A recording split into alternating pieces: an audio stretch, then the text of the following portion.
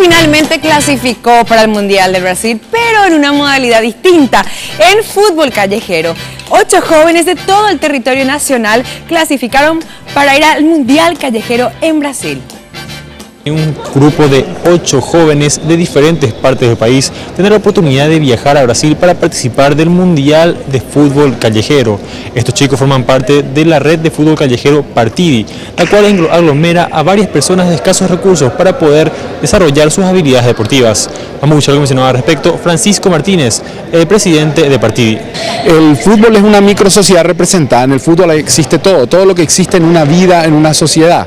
De manera que aprovechamos eso, le enseñamos a jugar fútbol a los chicos y tratamos ahí de generar la convivencia de algunos valores. Por ejemplo, no hay árbitro, los chicos tienen que acostumbrarse a resolver sus diferencias ellos mismos. Juegan chicos y chicas juntos, o sea, la mujer está integrada.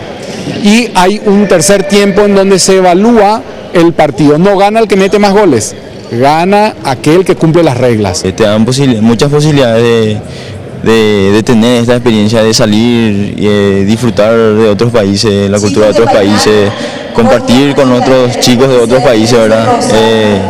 Hacer amigos de personas que están en otros países y eso es muy lindo. El equipo fue seleccionado eligiendo a los mejores jugadores de cada parte del país. Excelente, por lo menos en fútbol callejero.